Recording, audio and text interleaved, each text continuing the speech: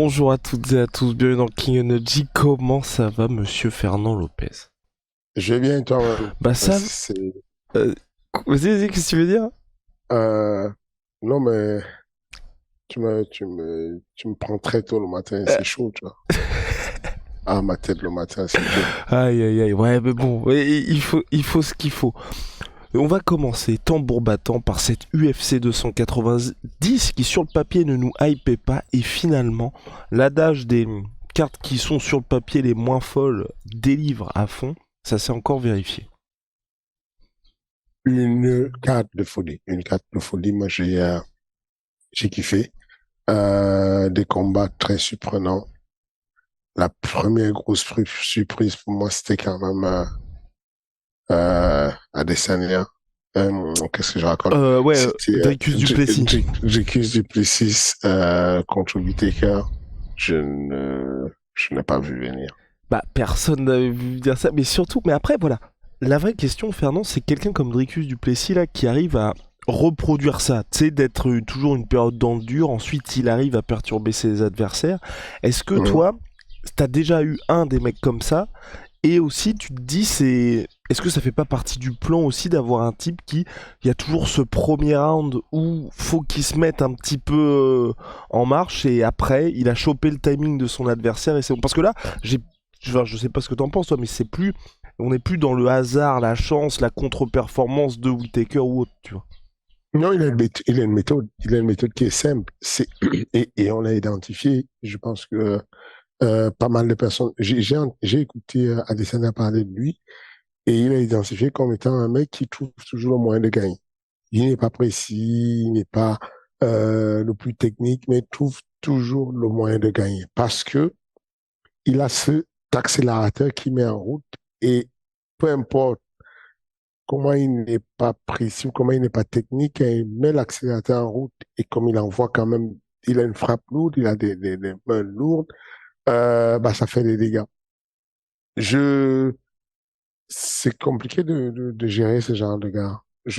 De mémoire, je ne me rappelle pas d'avoir eu dans ma team ou d'avoir coaché ce genre de mec où tu ne sais pas. Peut-être un gars qui s'appelle Thibault Larcher. Je sais pas si tu l'as connu, toi.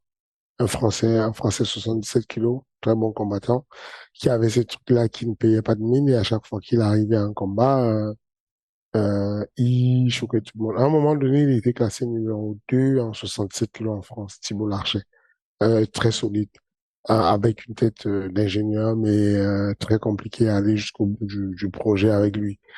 Euh, bon, rien de comparable, hein. Duplessis, c'est un autre niveau. C'est un autre niveau en termes de mental, en termes de même de constitution physique. Je serais curieux de parler, enfin, je serais curieux de percevoir une analyse de Duplessis physiquement. Comment est-ce que son corps traduit le langage qu'il a physiquement et comment il arrive à transformer ça en performance sportive. On a un mec qui, dès le début, il n'ajuste pas, il sait pas exactement la bonne distance, il n'a pas le bon truc, mais il va finir par coucher l'adversaire avec ce qu'il fait, ce qu'il a été touché avec. Par exemple, le jab, au début, le jab de 8 qui a été très performant, touché clair, et puis au final, dans une garde bizarre, il va placer le bras avant et c'est le bras avant qui va secouer Whittaker et ensuite il ne lâche plus, il est sur lui, il ne le lâche pas. Je pense que physiquement il est monstrueux physiquement et que c'est ce genre de mec que quand tu n'as pas testé encore, tu penses que tu sais qui il est. Et, et voilà, c'est ce genre de mec qui inquiète quand même, sérieusement. Et tu penses là sérieusement qu'il peut battre Israël Adesanya ou on est encore à un niveau différent? Il peut, il peut le battre. Ah, attention, Mhm. euh, le niveau n'est pas le même. Adesanya a un niveau très très élevé, techniquement c'est autre chose. Il a vécu des grosses guerres, il a un mental à toute épreuve. Il donne l'impression qu'il est submergé par les émotions, mais c'est du joué, c'est du surjoué même. Il contrôle bien ce qu'il fait. Dès que le combat commence, Adesanya est très concentré.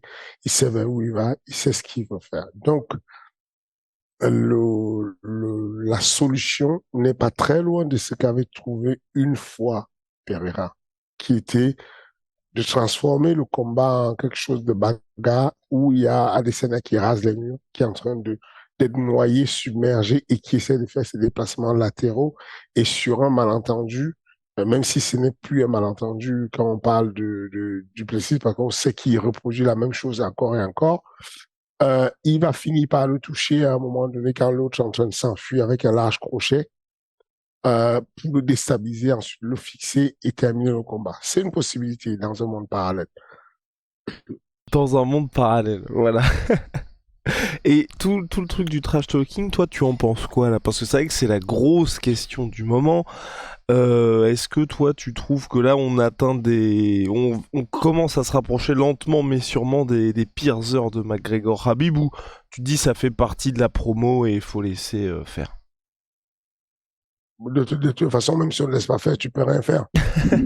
Qu'est-ce que tu vas faire? Tu vas stopper Adesanya de parler, tu vas l'arrêter, tu vas demander à l'UFC de se stopper. Personne ne peut stopper Adesanya s'il a envie de parler. Non, pas Il lui. Non, parle, mais il dans dit le ce qu'il sens veut. que l'UFC, enfin, tu sais, après, je sais pas comment ça se passe. Imagine, toi, Arès, tu vois, tu te dis, oula, là, on commence à atteindre, je sais pas, il y a une rivalité entre deux mecs, tu vois, tu peux dire, bon, les gars, on se concentre sur le sportif et on va pas aller sur ce terrain-là, quoi.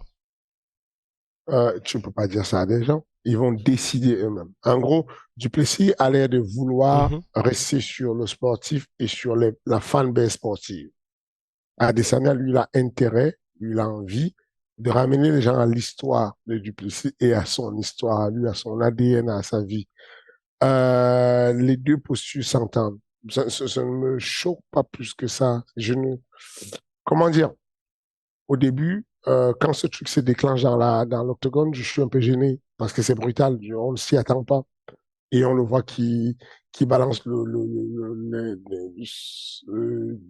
mot qui est dur 10 fois. Et au bout d'un moment, on s'est dit, bon, il veut arriver à quoi? Mais finalement, je comprends ce qu'il veut faire.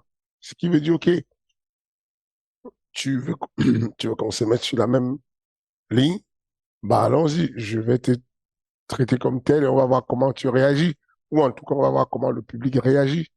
Parce que, en fonction de l'endroit où ça sonne, ça aura une consonance. Celui qui a regardé euh, le crash talk dans la carte, le face à face, qui est un Asiatique, Vietnam, Cambodge, Corée, ça ne lui parle pas, il comprend pas ce qu'on raconte là. Enfin, c'est quoi le problème? Bon, moi, je te dis, je suis du continent africain et je suis né là-bas. Et toi, tu m'appelles N. Bon, qu'est-ce que tu veux dire encore? Bon, il comprend pas. Celui qui vient déjà des États-Unis commence un peu à cerner un peu les trucs parce qu'il s'est dit, bon, quand même, je sais un peu de quoi, il y a eu quand même un petit bout d'histoire avec les histoires de race, avec l'esclavage, machin. Celui qui vient de l'Afrique capte plus rapidement parce qu'il est dans le contexte. Et c'est ces personnes-là que Adesanya va chercher. Ces personnes-là qui sont en plein amour ils sont encore en train de se rappeler de Soweto, de l'apartheid, de l'Afrique du Sud. Ces détails-là, c'est ça qu'il va aller chercher. Bon, c'est triste parce qu'en réalité, ce sont les sombres histoires, ce sont les sombres moments de l'histoire, mais c'est une histoire à pas effacer, à pas oublier, sur lequel il veut revenir en tout cas. Et je dis, les dés sont jetés, que Duplessis se défend de sa manière et il gère bien. Je trouve qu'il gère bien, qu'il se débrouille pas mal. De lui dire, attends. Revenons un peu sur la Nouvelle-Zélande. C'est pas toi qui réclame d'être néo-zélandais, c'est pas toi qui réclame de combattre au stade en Nouvelle-Zélande. Là, tu veux changer d'avis, tu es à fond africain. Donc, chacun doit défendre son truc et à partir du moment où il faut juste tenir compte de ça, c'est que nous n'avons pas la même perception en fonction de nos éducations, en fonction de nos origines, en fonction du poids culturel qu'on a, et il faut laisser l'autre exprimer ce qu'il veut. Il y a Adesanya qui veut exprimer un truc en disant, oui, sur le papier, c'est vrai. Oui, c'est vrai. Mais bon, tu viens d'ailleurs. Ah, du coup, c'est un peu raciste quand même, mine de rien. Mais il dit quelque chose. Et de l'autre côté, il y a du plaisir qui essaie de dire, bon, euh, c'est dommage parce que on devrait ne plus parler de la couleur. On devrait parler de la situation où je vis, la situation où je grandis. Tu es reconnu et validé comme néo-zélandais parce que tu y vis. Et on sait que tes origines, effectivement, c'est le Nigeria, mais tu y vis quand même. Et lui, il dit non, non, non, non, non, non. Moi, c'est pas pareil. Va demander à tes grands-parents d'où ils viennent. Ça ne me choque pas plus que ça. Ça bon, les gens vont pas apprendre l'histoire. Les gens, ceux qui s'intéressent vont dire, mais qu'est-ce qui se passe? Et puis, ils vont aller fouiller et ça rappelle un peu l'histoire et c'est bien. Alright, alright. Et il y avait en co-main event Pantoja contre Monsieur Brandon Moreno, troisième fois qui s'affrontait, troisième fois que Pantoja s'impose après un title fight, un des plus beaux, j'ai presque envie de dire all time. Qu'est-ce que t'en as pensé? Catégorie flyweight qui vraiment est hyper ouverte, ou en tout cas il y a beaucoup de gars qui se valent. Ton analyse du choc, et puis surtout, est-ce que toi tu penses qu'il y a pas mal de gens, moi, qui m'ont interpellé là-dessus, je pense que toi aussi, sur ce fameux adage, tu sais, tu peux pas être champion tant que t'as pas vraiment battu le champion, tu vois. Euh, dur hein, à décider au final. C'est pas facile d'être certain de dire tel a gagné. Moi, je n'étais pas un vol. Ce qu'il y a eu n'était pas un vol. C'était un beau combat. Très, très beau combat. Vraiment l'un des plus beaux combats qu'on ait eu à l'UFC. Très beau combat dans tous les domaines. C'est à chaque fois qu'il y avait euh, Moreno qui dominait ou qui voulait dominer en boxe et tout, Pinto est arrivé avec un blast double leg, comme on dit. C'est qu'un gros double leg et tout. Et puis, derrière ça, ça repartait en scramble et tout. À chaque fois qu'ils arrivaient au sol, même quand il y avait une prise de dos et qu'il y avait une mise en danger, il y avait quand même Moreno qui savait de quoi il s'agit, très, très technique et tout. Il s'est débrouillé pour que son dos ne soit pas dans l'axe de la colonne vertébrale de Pentora et donc il s'est décalé sur le côté de façon à ce que l'étranglement arrière ne peut pas commencer, ne puisse pas être appliqué, soit à gauche, soit à droite. Très divertissant comme combat, très beau combat, très bon niveau. On savait que selon les deux combats précédents, on savait que Pentora aurait eu un dessus physique et un dessus grappling. On savait également que Moreno debout, il envoie du volume et de la constance et donc du coup ça s'est vu. Moi j'étais très diverti. C'était vraiment divertissant le combat. Malheureusement, je pense que c'est pas la dernière fois qu'ils s'affrontent. Je pense aussi, et est-ce qu'après, donc deux fois on va dire en combat professionnel, une fois en amateur lors de The Ultimate Fighter, est-ce que tu penses que t'as perdu trois fois contre un, on en avait parlé pour Adesanya contre Pereira, il peut inverser la tendance, C'est Moreno? ce que j'allais te dire, parce on a déjà eu ça avec Adesanya Pereira, ou d'ailleurs, on s'est trompé parce qu'on était persuadé que ça va être difficile de remonter trois chaos différents et raconter une histoire différente. Et finalement, Adesanya a trouvé la force mentale de le faire. Moreno n'est pas loin.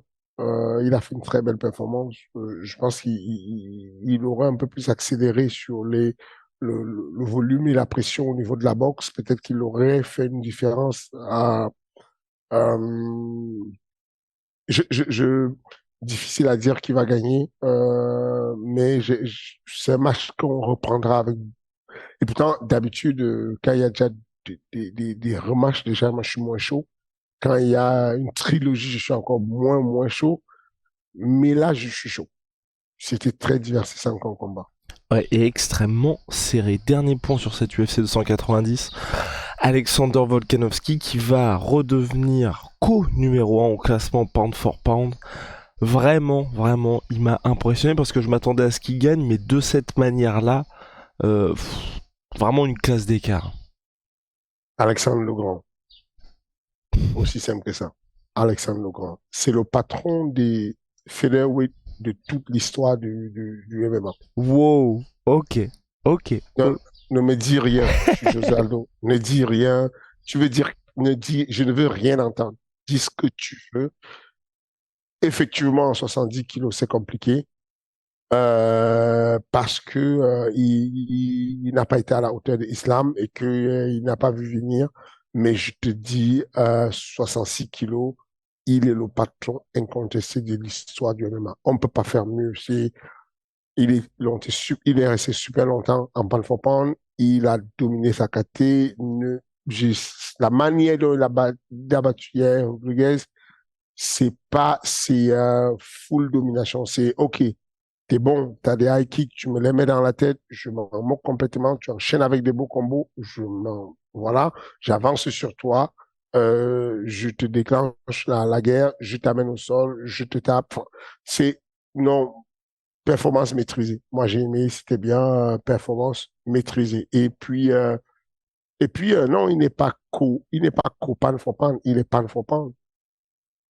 Il est classé numéro un. Il est monté. Il est numéro un de John Johnson numéro 2. Ok, parce que j'avais vu, c'était je crois John Morgan qui avait fait un post dessus pour expliquer qu'ils étaient tous les deux à égalité, non? Après Non, il n'y a pas. peut-être que... Ok. Enfin, oui, oui, oui, oui. En tout cas, sur le classement que j'ai devant moi, Volkanovski est devant. tu as raison. C'est marqué 1-1-2. Mais cependant, Volkanovski est devant parce que Volkanovski est monté d'un étage et donc, ouais, il est classé en premier Volk, ensuite John Jones, Islam, Léon Sédois, Israël, etc. Et En tout cas, ouais, je te vas-y. trouve dur hein, avec Volkanovski parce que 70, c'était quand même chaud contre Makhachev et tu vois, c'est une revanche que j'ai envie de voir moi. Makhachev, c'est un autre niveau, hein.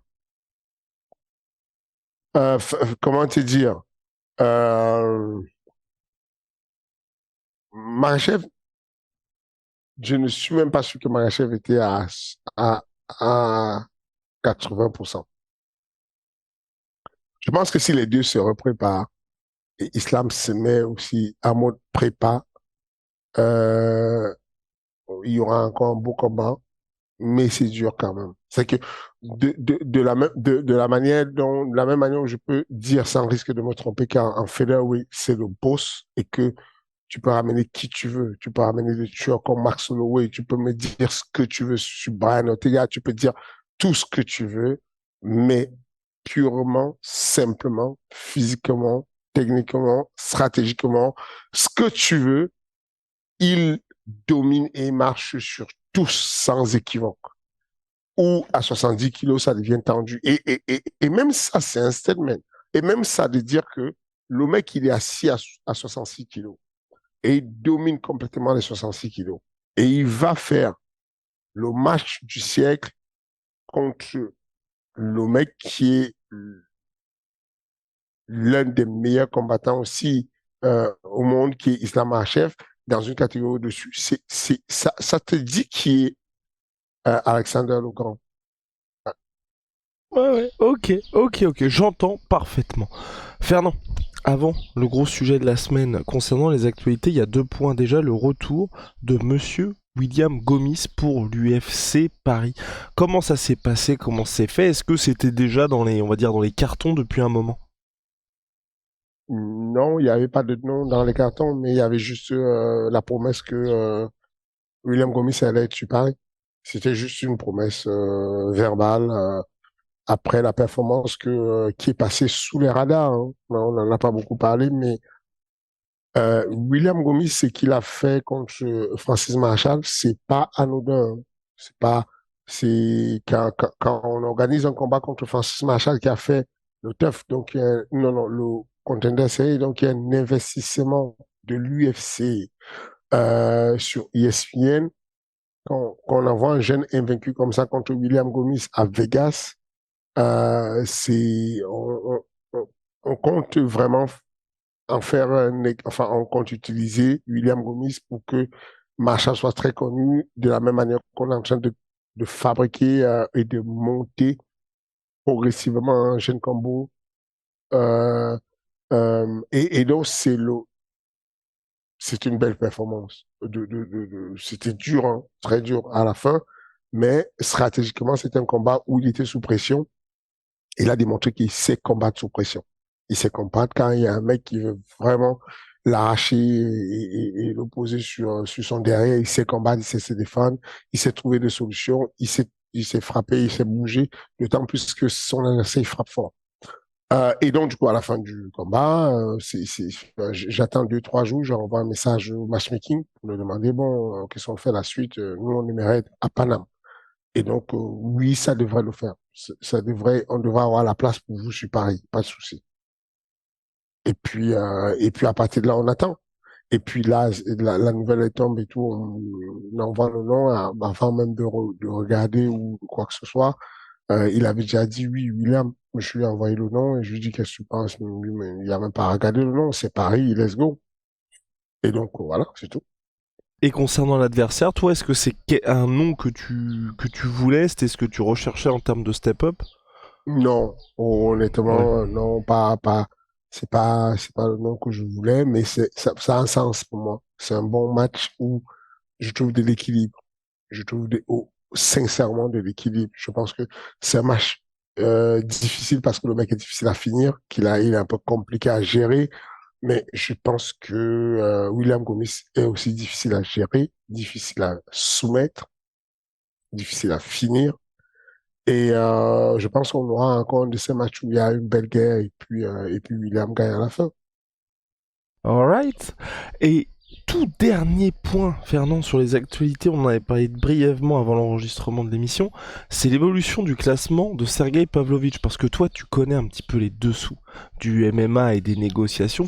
Comment ça se fait que Sergei Pavlovich, sans combattre depuis, donc est passé devant Cyril Gane en position de contender numéro 1, et depuis on a eu l'officialisation de John Jones contre Stipe Miocic qui est troisième au classement.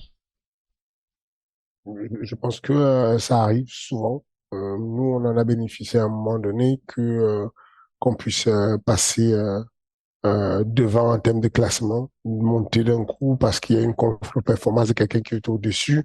Je pense que la contre-performance de John Jones vient d'avoir son contre-coup. Et après quelques temps et tout, tu passes de numéro un, tu passes à numéro 2. Et puis, je pense aussi que c'est un indicateur de ce qui va se passer. La suite, c'est que sais pas que je pense, c'est que il m'a été dit que euh, on voulait prévoir comment dire, Sergei Pavlovich contre euh, l'une des grosses têtes. On a envie de le tester contre l'une des grosses têtes. Maintenant, quand je parle de grosses têtes, je parle de Stipe ou de John Jones, qui sont des anciens, qui sont là depuis, qui sont des méritants. Je ne pense pas. John Jones dit que ce ne sera pas lui. Il dit qu'il a un combat à faire et puis il s'arrache. Est-ce que Stipe peut encore affronter Pavlovich? Je ne pense pas. Je ne sais pas comment ça se passe. Mais en tout cas, ça veut dire qu'il est en pole position, Pavlovich, aujourd'hui. Mais quelle que soit la pole position, il y a toujours des priorités. Il y a le feu rouge, le feu vert qui t'explique le passage, et puis il y a l'agent. Quand il y a un agent, bah, il prend le dessus sur le feu rouge. Et l'agent, c'est le PPV. L'agent, c'est en gros, il y a des super fats que tu ne peux pas défaire. Hein. De la même manière qu'à l'époque, quand je demandais Jones, ce que le matchmaking répondait, c'est pas de souci, ça a un sens, on va le faire un jour, mais juste, nous, là, tout de suite, notre priorité, c'est de faire Ngannou versus Jones. Si ça tombe à l'eau, on pensera à vous. Alors, si tu veux aujourd'hui, la priorité de l'UFC, c'est Stipe John Jones. Si ça tombe à l'eau, on verra pour Pavlovich. Et si au moment où Pavlovich combat et que euh, Cyril est propre, c'est-à-dire sur un verre, ou que Thomas Pinal est propre sur un verre, il y a peut-être quelque chose qui va se passer avec Pavlovich. Voilà comment il faut voir les choses. Voilà, c'est que ça indique simplement que Pavlovich a fait tout ce qu'il faut pour se retrouver en pole position pour la ceinture. Ça veut dire que si jamais il y a quelque chose qui échoue entre Stipe et Jones, celui qui prendra la place, c'est Pavlovich. Ça veut dire que si Mhm. jamais les deux anciens prennent la retraite, celui qui est en pole position, c'est Pablo, et ensuite, celui qui suivra Pablo, ce sera celui qui est propre, qui est sur un verre à un moment donné. Ok, et ben voilà, merci pour les explications. Donc le gros sujet de la semaine, Fernand, c'est le sparring, son encadrement, comment ça se passe. Parce que je sais très bien qu'au MMA Factory, d'après ce qu'on me dit, d'après ce que j'entends, de temps en temps, c'est la guerre mondiale absolue. Donc comment tu fais pour gérer tout ça, pour mettre tes gars en condition? On sait que par exemple, c'est je crois à l'UFC Performance Institute, il y a un des octogones où t'as l'impression qu'il y a le public, t'as toute une ambiance qui est similaire à celle des UFC Fight Night tout simplement. Comment est-ce que tu gères tout ça, toi? Il y a pas, on va pas inventer la roue, hein. La réalité, c'est que le sparring, il reste le sparring dans toutes les salles. C'est ce qu'on fait, c'est juste une opposition où on va mettre des thèmes en fonction de la tendance et du niveau du public qui arrive dans la salle. Euh, Moi, j'utilise le sparring pour apprendre à gagner le combat. Le sparring n'est pas l'endroit où on va apprendre la technique, où on va apprendre, en tout cas de manière isolée ou singularisée. De manière, en général, on va démarrer avec un thème en fonction de ce qui est le thème du moment. Il y a des cycles. Nous sommes par exemple sur un cycle d'apprentissage de contrôle et de la dirty boxing. En gros, comment se retrouver dans une situation de combat où on est sur un no man's land, où il y a ni boxe ni lutte. Si tu es moyen en boxe et que tu ne boxes pas bien, tu pourrais te débrouiller sur cette distance-là parce que il y a un contrôle de lutteur ou de judoka, comme tu veux, tu peux appeler ça comme kata, mais en tout cas, il y a un bras sous des aisselles pour démarrer, il y a un contrôle du poignet et à partir de là, on a un thème qui est lancé. Le but, c'est dans un premier temps de comprendre, euh, d'éduquer aussi les combattants sur ce que veulent les juges et ce qu'observent les juges. Le temps de domination sur un espace, le contrôle de l'espace de combat. Quand je suis dos au mur et que mon partenaire me contrôle chest to chest et que je suis collé dos au mur, le, le chrono est lancé pour compter le nombre de secondes que je vais rester au mur. Et des fois, ça dure des minutes et les gars ne se rendent pas compte parce que comme il est adossé sur le mur et qu'il se repose, il continue à mettre des coups de temps en temps, un coup de par là, un coup de par-ci, et ils pensent qu'ils sont à l'abri d'une défaite. Mais non, c'est pas le cas. C'est que là, le chrono est lancé un peu comme ceux qui font le judo. Quand vous tombez sur une immobilisation, on vous parle de saikomi, le chrono est lancé. Il y a 30 secondes qui sont parties. On va voir si vous pouvez vous défaire de l'immobilisation ou s'il n'y a pas, si vous ne bougez pas, il va faire un ippon à un moment donné. Bah, il n'y a pas de ippon en MMA, mais il y a quand même la notion d'urgence assortie d'un contrôle. Je donne le thème en disant, on va commencer notre échauffement avec les bras de Shibatsu et comme ça nous échauffe, ça nous prépare de manière spécifique à l'activité de la lutte et du grappling pour que cet échauffement soit complémentaire et qu'on puisse aller toucher tous les axes. Ensuite, à partir de là, on va faire des liaisons de contrôle. On va passer du contrôle de bras dessous avec des possibilités de changement de niveau. Je passe du contrôle de bras dessous qui est une ligue, ce qu'on appelle eskrima, qu'on connaît, que les Brésiliens appellent eskrima. On passe les bras sous les aisselles. Mais on va passer de ce contrôle-là à un éventuel contrôle de single leg ou de double leg. Donc, il y a une liaison de contrôle à faire où je passe de la lutte gréco-romaine à la lutte libre et de la lutte libre à la lutte gréco-romaine. Et quand je suis en lutte libre, je peux passer de la single à la double, de la double à la single avec possibilité de prendre le dos. Mais on est toujours debout. On n'est pas encore tombé. Voilà un thème, par exemple, qui va permettre que j'entre dans mon échauffement spécifique, que j'aille avec une progressivité et une complémentarité pour que j'ai un échauffement complet et des effets les effets les bénéfices de l'échauffement qui sont essentiellement, comment dire, la prévention des blessures.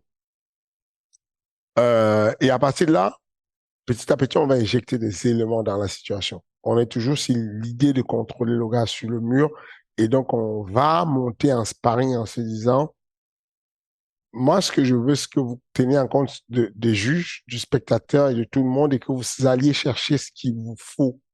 Si vous décidez de contrôler un mec sur la cage, vous n'êtes pas spectaculaire. Il va falloir créer le spectacle. Il va falloir rajouter quand même quelque chose. Il va falloir aller chercher un double leg, par exemple, mais qui est un faux double leg parce que je vais remonter un coup de coude au visage. On se rappelle de ce fameux double leg où Cyril Gane remonte un coup de coude sur le visage de Dave Derek Lewis Lewis, à yes. Houston. Et ensuite, on revient debout, on va remettre un coup de coude ou bien frapper debout, on renchaîne une autre forme de combat dessus. Celui qui est au demi, lui, il a l'urgence où on lance le chrono pour qu'il sorte du mur. En gros, le code pour, vous avez vu le combat de Nassourdine contre S, où il a été contrôlé longtemps sur la cage. À la sortie de ce combat-là, on a mis un chrono virtuel dans la tête de Nassour, où quand son dos touche le mur, il a 12 secondes pour sortir. C'est dès que son dos touche le mur et qu'il m'entend faire 10, 9, 8, ça veut dire il y a urgence à ce que tu bouges de là.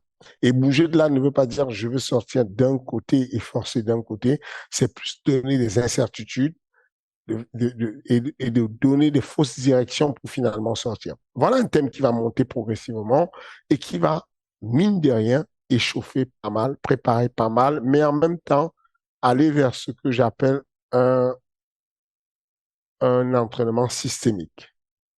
Je suis à la fois en train d'échauffer les gars de manière spécifique, mais je suis à la fois en train de leur apprendre et les éduquer, ou en tout cas renforcer les connaissances qu'ils ont sur l'arbitrage et les règles du MMA. Si tu tombes et que tu es en dessous, l'autre au-dessus, tu as beau faire ton petit cinéma, de mettre des petits coups sur lui, ça ne marche pas, tu es dominé, tu es dans une situation que tu ne voulais pas être et tu es contrôlé.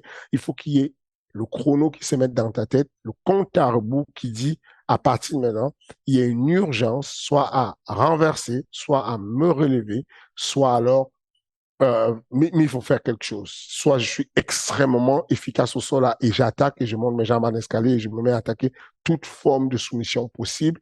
Mais il faut que je montre au juge que je ne suis pas sur une position où je suis contrôlé et je suis incapable de me développer ou me déployer.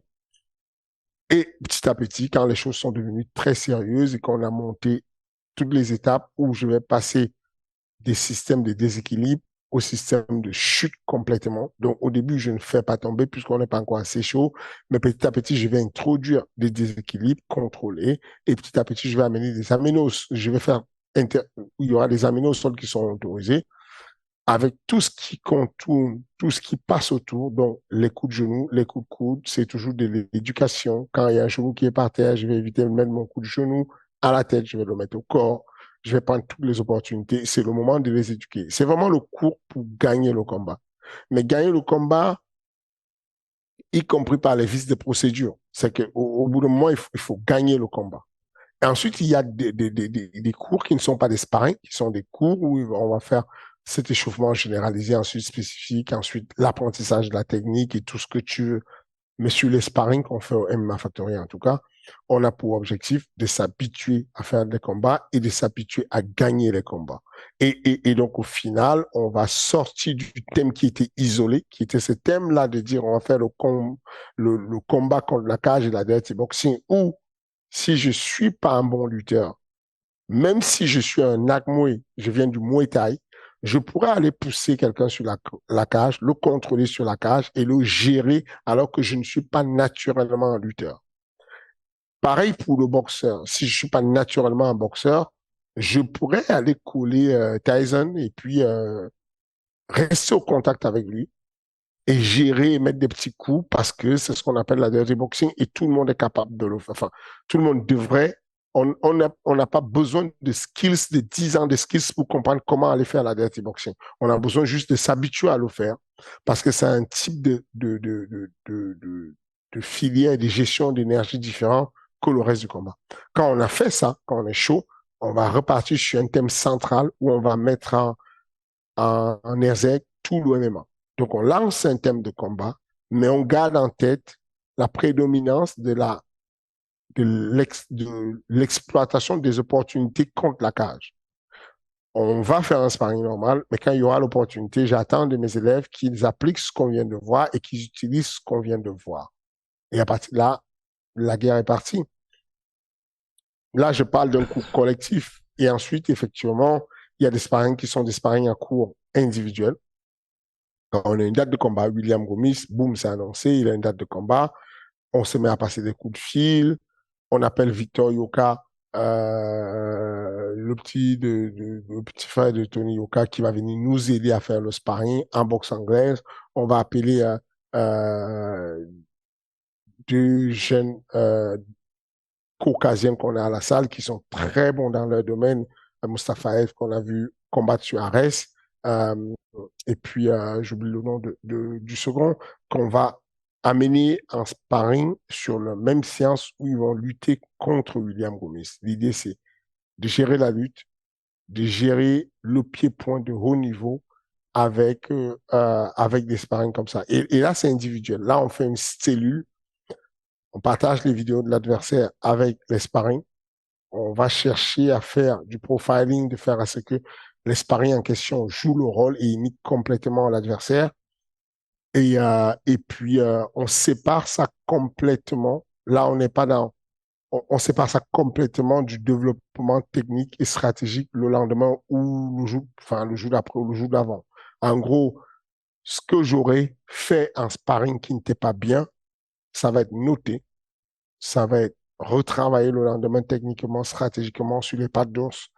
Et ce qui a été fait de bien va être noté, retravaillé de façon à le perfectionner, que ça devienne la marque de fabrique ou en tout cas l'une des signatures qu'il va utiliser. Voilà un peu comment se constituent les sparring, mais rien de spécial, quoi. Mais et comment tu gères le côté, on va dire, émotionnel qu'il peut y avoir dans les sparring? Ça dépend de, de chaque, ça dépend, c'est complètement singularisé. Les émotions en sparring, euh, comment dire, sur un coup collectif, c'est facile à gérer. C'est la sélection naturelle qui va aider les gens à survivre ou pas. En gros, le coach est le garant de la sécurité. Mon rôle quand je donne un sparring est d'anticiper sur les situations anxiogènes, les situations conflictuelles, les situations accidentelles. Ce que je veux dire, c'est que quand il y a deux personnes qui sont en train de tourner et qui sont en train de faire un sparring, il faut être capable de lire que on a une personne, et je pense qu'il y a comment dire, des habitants de ton île qui te reconnaissent en fait, et ils te reconnaissent et ils disent, c'est pas le monsieur de la sueur là et tout, mais tu sais, ils se rendent pas compte qu'ils passent derrière la caméra et ils passent en disant, ah, je pense que je le connais. Tiens, je vais aller lui demander une photo. Donc, ne sois pas surpris si on a interrompu tout à l'heure pour une séance photo, mais je pense que ça va pas tarder. De plus en plus, ils se rapprochent, tu vois. Et donc, et donc, le rôle d'un coach, mon rôle, c'est, en tout cas, moi, quand je donne cours, mon rôle, c'est ça, c'est de dire, il y a deux gars qui sont en train de s'entraîner. L'un est gaucher, l'autre est droitier. Donc, garde inversé. Ils se rapprochent dangereusement. Je dois anticiper et dire, les gars, attention à vos têtes. Vous devrez porter des casques ou si vous n'avez pas de casque, tenez en compte, vous pouvez vous blesser à l'arcade parce que c'est une situation accidentogène. On le sait quand il y a des gardes inversés qui se croisent, souvent ça arrive. Sur le même entraînement, j'ai des personnes qui sont en train de s'entraîner et je sens qu'il y a une certaine tension qui monte parce qu'il y a l'un qui frappe un peu plus fort, l'autre frappe pas, l'autre trouve que c'est trop fort, même si, et puis le premier, le boxeur A dit, mais non, c'est toi qui as commencé à frapper fort.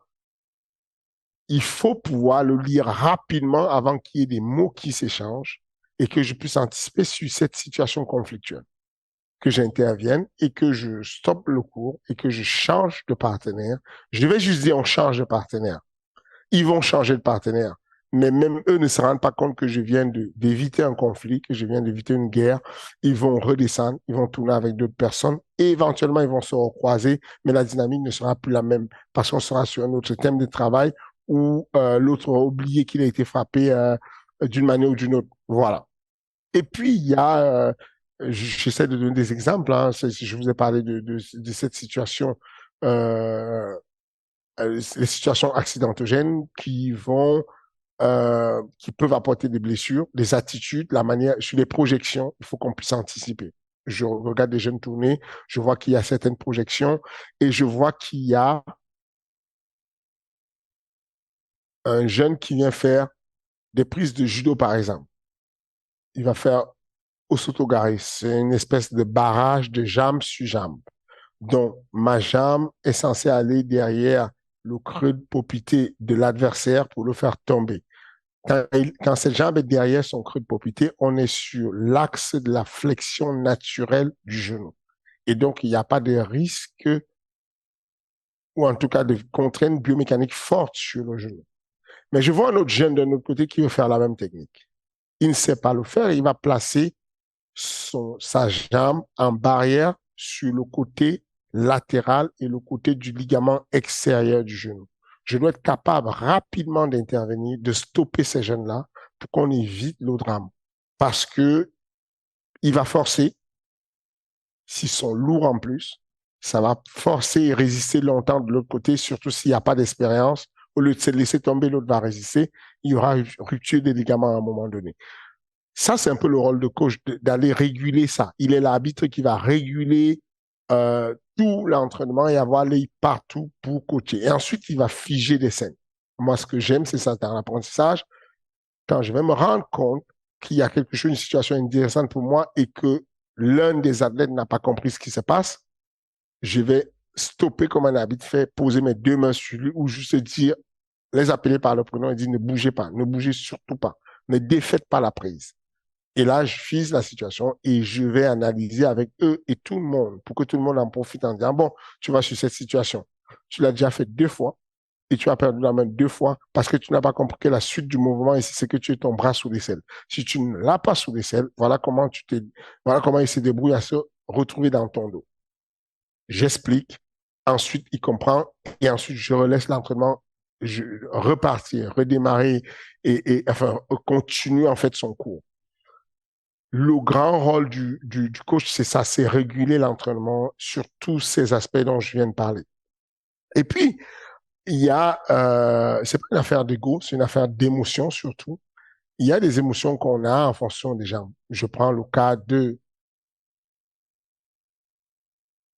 d'un athlète On qui- sent qu'on marche sur des œufs sur ce sujet-là pour faire du name dropping. oui, c'est chaud. Tu prends un athlète qui est deux Caucasiens qui vont tourner et tu as besoin d'un sparring intense, important, parce qu'on a une certaine temporalité de l'entraînement, du combat. Les Caucasiens sont très familles. En général, quand ils viennent regarder le sparring, il y a les frères, les sœurs, le père, enfin, les frères et les pères, en tout cas, qui sont là. Et d'expérience, tu sais que les pères sont très respectés. C'est très hiérarchisé. C'est vraiment Dieu, le père, et puis les mères. Et il y a une vraie hiérarchie des choses dans l'organisation. Cette hiérarchie-là fait que tu sais que l'un des Caucasiens, s'il y a un des gars des deux sparring qui est dominant, il ne pourra pas dominer sous influence des parents qui sont à l'extérieur.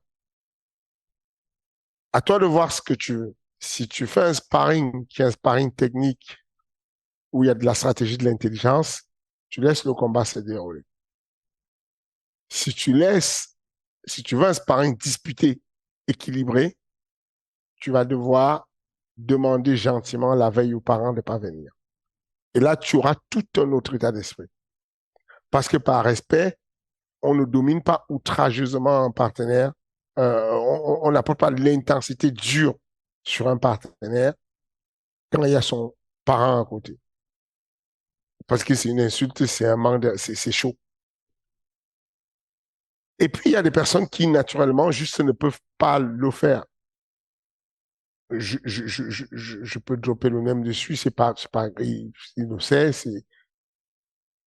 je ne peux pas obtenir un sparring euh, de, de Cyril, par exemple, où il est à, où se rapproche même de 70% si je ne vide pas la salle. Si je veux un sparring dur de Cyril avec un partenaire qui est un partenaire à lui, bon, si je vais à l'INSEP avec Cyril et que je vais boxer avec des gars de l'anglaise, il n'y a pas de problème, il peut avoir tous les spectateurs, il va se défoncer, il va s'arracher. Pourquoi? Euh, Pourquoi dans ce cadre-là spécifiquement? wow. Pourquoi? Parce que si, si tu amènes Cyril à s'entraîner au MMA Factory avec un de ses partenaires, s'il y a des spectateurs, il est trop dans l'empathie. Il va vouloir être sûr que il ne paraît pas dominant. C'est très stupide, hein. C'est compliqué.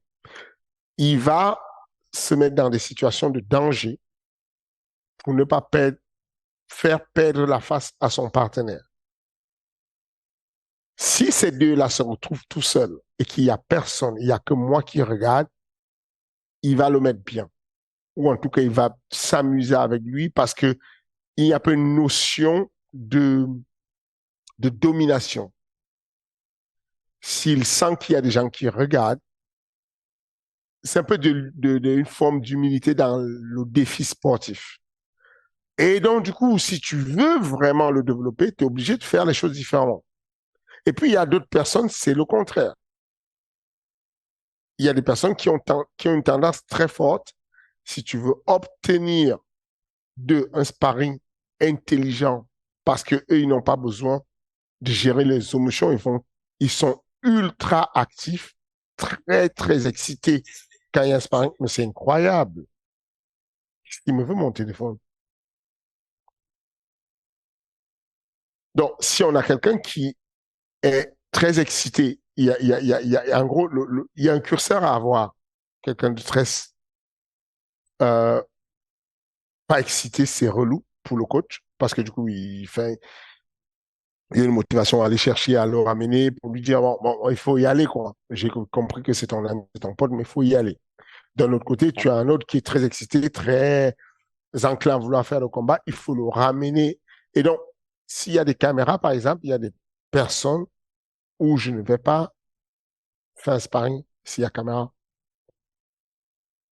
Ou en tout cas, dans le cercle de ces caméras, je vais annoncer, il y aura caméra demain. Comportez-vous comme si elle n'existait pas, les caméras. Parce que, autrement dit, ça va castagner la mort. Donc, c'est comme ça qu'on gère les émotions, c'est que tu singularises, en tout cas sur le haut niveau, sur le niveau des débutants, de moyens, de non-compétiteurs, tu vas pas le singulariser quand il y a sparring, tu vas juste préserver tous les athlètes pour qu'ils rentrent en santé comme ils sont venus en santé. Et donc, tu vas tout faire pour que tu régules et qu'il n'y ait pas euh, de d'appareillement déséquilibré. Lors des sparring, tu vas constater, et la règle de je mets tout le même du même poids ne marche pas toujours. Lors des sparring, il va par exemple arriver que je mette quelqu'un de 77 kilos face à quelqu'un de 100 kilos ou d'un poids lourd parce que j'ai compris qu'il y aura une compensation entre la technique, la vitesse et tout ce qui va avec. Euh, voilà. Il faut juste que je trouve des matchs équitables, que je les préserve, qui sont en santé. Les sparring des pros, il faut que je tienne compte de la singularité de chacun et que je lui mette ce qui va l'améliorer, ce qui va améliorer son style, où est-ce qu'il va apprendre sans avoir trop d'excitation ou peu d'excitation. Et ben voilà, c'est parfait, Fernand. Merci beaucoup pour cette petite. J'aurais bien aimé quelques petites pépites ici et là, mais bon. Mais bon, on gardera ça pour une prochaine fois concernant les sparring. Pour la suite, là, comment est-ce que ça va se passer? Et ce sera le mot de la fin, je pense, pour cet épisode-là. Cet été au MMA Factory. Parce qu'entre la transition des locaux, la préparation de l'UFC Paris, j'imagine qu'il y a pas mal de. Enfin, c'est pas du tout un été assez calme. Non, en général, on sait qu'on aura plus d'été calme, puisque Dana White dit il veut revenir en septembre tous les ans, donc on aura plus d'été calme. En tout cas, la dernière fois, on a fait les étés en général. Ceux qui combattent à l'UFC, on va en vacances ensemble et puis on se prépare ensemble. Là, il n'y a pas de vacances. Il y a pas de vacances pour, voilà. Les familles, elles ont pris quelques jours avant ou quelques jours après, mais il n'y aura pas de vacances jusqu'au 3 septembre. On est au charbon. Il n'y a personne qui bouge, il n'y a rien. Tous les jours, il y a entraînement. Donc là, à la fin de cet enregistrement, je sors de là et puis ça va à la salle et ça va faire ça tout. On ne bouge pas de pareil. Voilà, bah bon courage Fernand, merci beaucoup et à la semaine prochaine. Merci, à la semaine prochaine. Aïe, aïe.